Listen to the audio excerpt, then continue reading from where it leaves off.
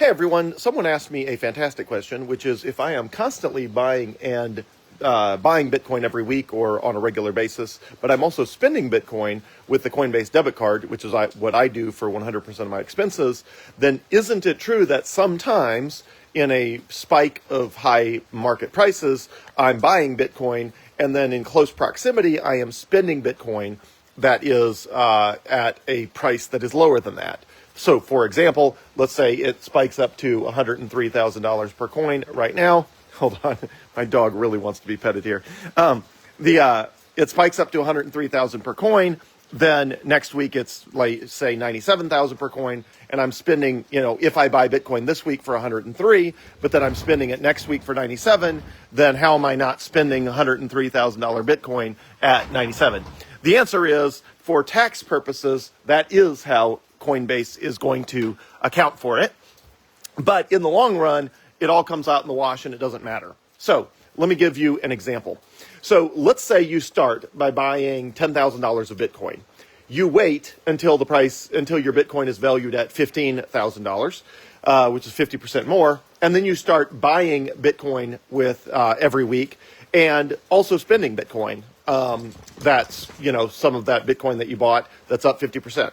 So what's going to happen is over time, there's essentially a lag period because you're buying the Bitcoin first and you're spending it later.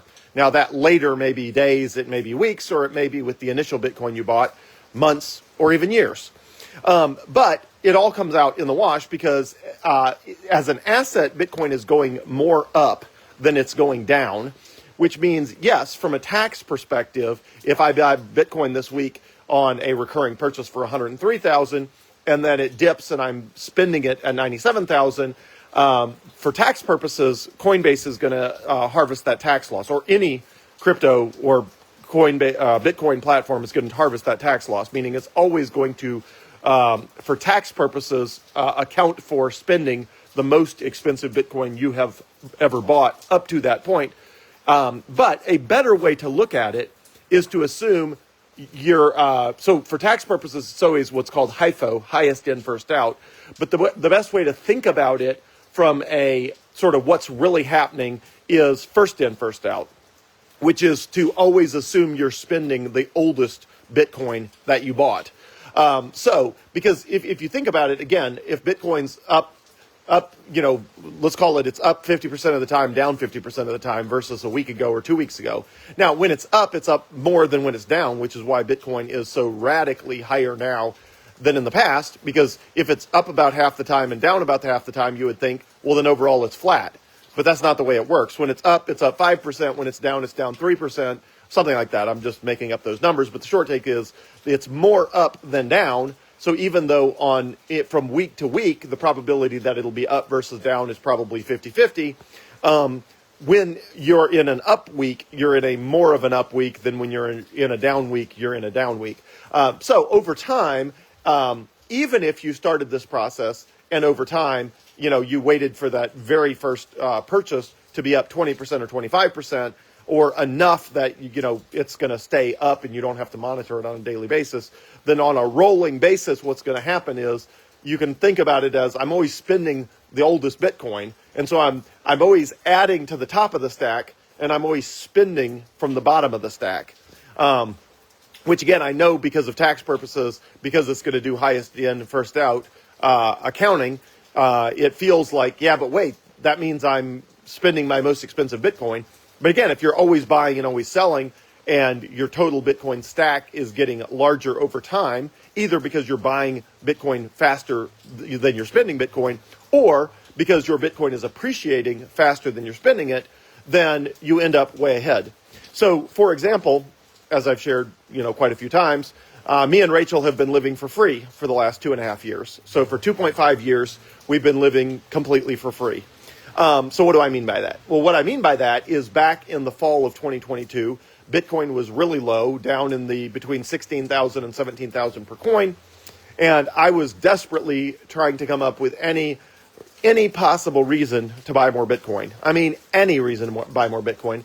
And I had the bright idea, I talked to Rachel about this, of, hey, let's take our debit cards and rather than just spend money from a bank account that was sitting there, or, peel off money from retirement funds or whatever. Let's proactively front load by buying Bitcoin 18 months of living expenses. So we did that. I have a Coinbase debit card. She has a Coinbase debit card. Anyway, we front loaded on each of those debit cards, what was effectively 18 months of living expenses for that debit card. So in total, it was the total debit card expenditures by our family for 18 months. It just happened to be split, half and half, because she's got a debit card, I've got a debit card, and we both buy stuff for our family. So the combined total of the Bitcoin that ended up on my debit card and her debit card for Coinbase debit card, the combined total of that was about 18 months of living expenses. So from that, we waited, at that point, we only had to wait like a month or two until it was, Bitcoin was like 20,000 a coin, and we bought it like 16, 17, so it was, up significantly by whatever it is, 20% or 25% or whatever. And so after a month or two, we started spending it, and both started using the Coinbase debit cards exclusively as our only spending. So essentially 100% of our of anything we spend money on that would go on a debit card or credit card goes on Coinbase debit cards. Now, there's a few things that don't. For example, expensive international airline tickets do not go on there because it has a $2,500 per day limit. And so, international flights for a whole family of 6 cost more than $2,500. And so we end up putting those on a credit card and paying it back with Bitcoin, with appreciated Bitcoin, which works the same way. But for the debit cards, I track those debit cards, with the original balance. Now, the entire time that I've been spending Bitcoin over the last 2.5 years, I've also been converting every single paycheck into Bitcoin. Literally every paycheck, immediately it hits the bank account, and I immediately buy Bitcoin with it. And so, per the beginning of this video, the question, which is, doesn't that mean that sometimes my paycheck hits, Bitcoin's at 103,000, it hits, and then I'm immediately spending with my Coinbase debit card, even if it drops down? Yes, but again, the way I think about it is I'm spending the first in, first out, not highest in, first out. Now, if you want, this is not good for tax purposes, I do not recommend this, but if you want, and it just helps you feel better about it, you can flip Coinbase to first in, first out, FIFO. All you have to do is go in the tax interface, and it will say, how do you want to account for your Bitcoin? You can do highest in, first out, you can do first in, first out, or you can do what's called LIFO, last in, first out. So the question every time you spend is, are you spending the very oldest Bitcoin, which is first in, first out? Are you spending the highest price Bitcoin, which is highest in, first out? Or are you spending the most recent Bitcoin you bought, which you would never want to do, which is first in, or last in, sorry, LAFO, last in, LIFO, LIFO, last in, first out. So nobody picks last in, first out, LIFO, because that makes no sense. You would never want to do LIFO, because why would you always want to be spending your most recent Bitcoin? I just, if you're going for a tax optimization, you're doing highest in, first out. And if you psychologically want to always be spending your oldest Bitcoin, which should be your most appreciated Bitcoin, then you can set it for first in, first out. Now, the right thing to do is to leave the defaults, which is by default, it's set to highest in, first out. The best thing to do is just to leave it highest in, first out, and then, but psychologically account for it as, first in, first out. So I am always buying Bitcoin. Literally every 2 weeks, I buy more Bitcoin with the money that hit my bank account from my paycheck. I buy more Bitcoin. And I'm always spending Bitcoin because I use the Coinbase debit card for basically everything that costs less than $2,500, which is the vast majority of everything I spend. So as a result of that, I am in the exact same sort of psychological predicament as the person asking this question, which is, how do I not feel like I'm spending Bitcoin when it's down? And the answer is because over time, it all comes out in the wash. Over time, Bitcoin, when it's up, is more up than down when it's down. And so over time, the Bitcoin stack, in our case, we started with 18 months of living expenses combined across 2 debit cards. And now, combined across 2 debit cards, we have 3 years of living expenses. So starting with 18 months, 1.5 years. Then we live 2.5 years, which means we should have run out of money a whole year ago. But we didn't. Instead of running out of money a whole year ago, obviously we wouldn't have run out because, I keep buying more Bitcoin and I have a paycheck.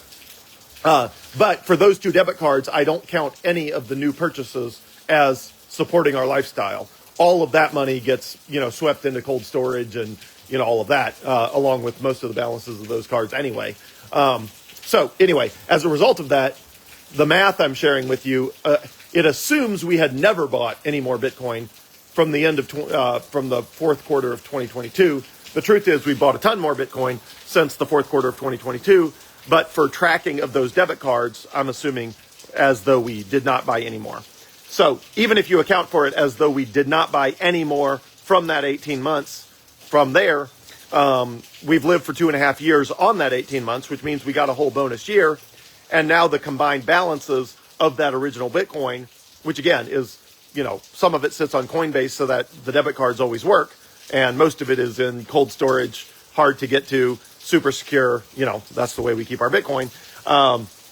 It's even hard for us to get to. It's a long process. If I want to move large amounts of Bitcoin around, I have purposefully set it up to be a royal headache, even for me. And it's more secure that way.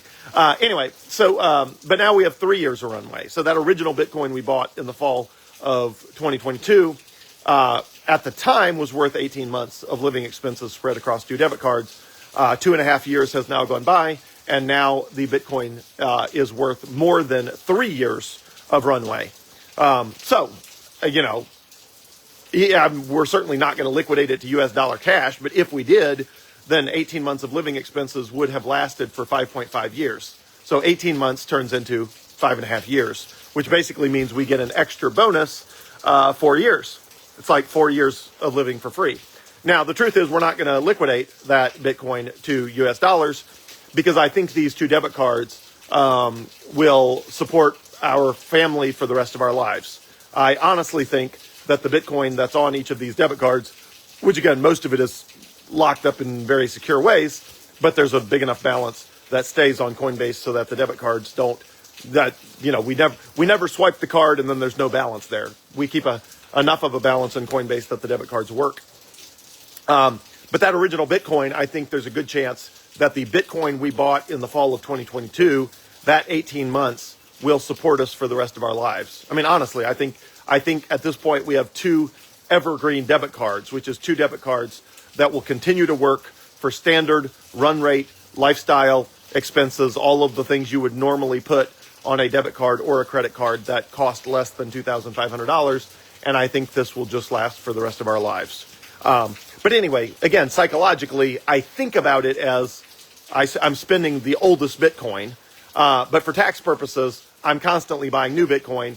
And since I'm buying the new Bitcoin on Coinbase and the working balance for those debit cards is also on Coinbase, it's mixing them together. And for tax purposes, it's always going to do highest in, first out for tax purposes. So I know that's a super long explanation, but you sort of have to mentally bifurcate how is it handling it for tax purposes versus how do you think about it for spending purposes.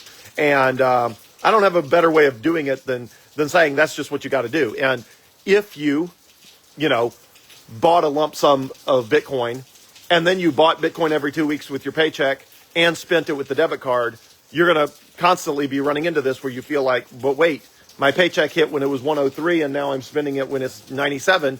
And it's like, yeah, but 2 weeks from now, your paycheck's going to hit when it's 97 and you're going to be spending it when it's 109. So it's like, and you can't time it. It's not like when your paycheck hits, you can say, ooh, but if it's high when my paycheck hits, then I'll just spend the US dollars. But if it's low when my paycheck hits, I'll buy Bitcoin because you don't know. So here's a good example. Rachel's in graduate school at Georgetown University, and there's tuition payments. And the next tuition payment is due on May 16. So back when I first got the notice, which was like 30 days before that the tuition payment was due, Bitcoin had climbed from 76,000 per coin to 86,000 per coin. So, if I was thinking,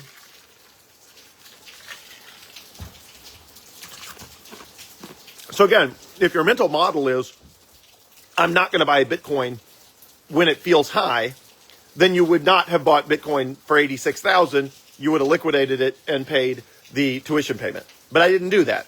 The tuition payment is not due until May 16, and I'm not going to pay it till May 15.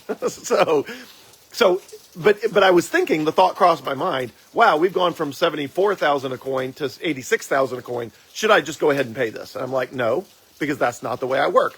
There's no way I know if 86 is high or low. It feels high because we're coming off of 74 or something, but we're at 86.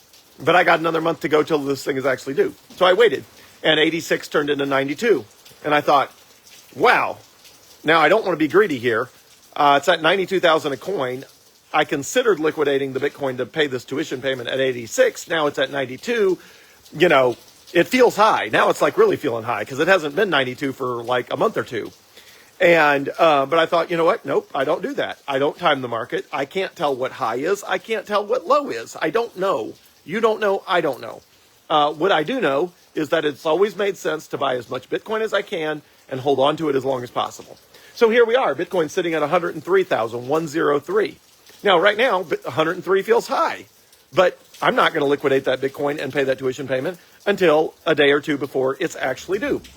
Just enough time for it to clear bank accounts and wire transfer and all that sort of stuff. Because, again, we could be sitting here with buying Bitcoin at or liquidating it at 103, and maybe by the time it's due at the end of this coming week, it'll be 116. I don't know. But yeah, so sometimes the saying goes in the stock market, the broader stock market, the saying goes that the stock market takes the escalator on the way up and the elevator on the way down. Escalator meaning the stock market tends to climb slowly and then crash quickly. Bitcoin tends to do the reverse. If it's grinding lower, it tends to grind lower slowly, but then it tends to ratchet. When it grows, it tends to grow very quickly, very fast. And so if you have bought a lump sum of Bitcoin and, sure, you may go a week or two or three where you're like, I keep feeling like I buy Bitcoin and then I'm spending it when it's down. And again, I wouldn't start that way. I would start by buying a lump sum, waiting for it to be up at least 20 or 25% before I started spending any of it, which is what we did. But anyway, if it feels like it's grinding down, when it feels low, you can always, go back and buy buy extra Bitcoin. So maybe it grinds down and you're like, wow, 2 or 3 weeks in a row, I've bought Bitcoin and it seems like by the time I'm spending it, it's lower. Well, great. At some point, buy another lump sum to sort of buy back those lows. And then, at some point, your paycheck will hit and we'll go through a rise like we have the last week or two, where suddenly Bitcoin goes from, the 80,000s to above 100. And it's like, great. It all comes out in the wash, and that those gains are going to far, far, far offset the losses. But again, regardless of how you're doing it, you got to start, if you want to spend Bitcoin with the Coinbase debit card, you got to start with a lump sum and wait long enough that lump sum is up, or that your total Bitcoin holdings is up, 20, 25% minimum before you start spending it. And then after that, like in my case, Bitcoin is up. I have enough Bitcoin that is up enough that I totally don't mind just buying it every time I have money and spending it every time I have a need, because I know it all comes out in the wash, and I know on net I'm ending up ahead. So, and over time I'm ending up like radically, insanely, super far, ridiculously ahead, which is living for literal free for 2.5 years. I mean, for free. There's no other strategy I could have effectuated in the fall of 2022 that would result in us taking 18 months of living expenses, living for free for 2.5 years, and still having more than 3 years of those living expenses left over. Nothing else could have done that. I'm not aware of any other strategy that would have resulted in living for free for 2.5 years and still having 3 years more to go. It's actually more than 3 years. I just haven't calculated it, but it's more than 3 years. And all starting with just 18 months of living expenses. And again, you could do the same with $10. It's just you're going to buy yourself a free cup of coffee, once a quarter. And obviously, it's a lot more compelling to live a lot more of your life for free than just one cup of coffee once a quarter. So anyway, hope all that helps. I know the difference between highest in, first out accounting versus first in, first out psychological accounting is complicated. It's nuanced, but that's just sort of how I think about it. It served me well. Hopefully that makes sense. Hit me with any more questions, anyone who's got them. Thanks, everyone.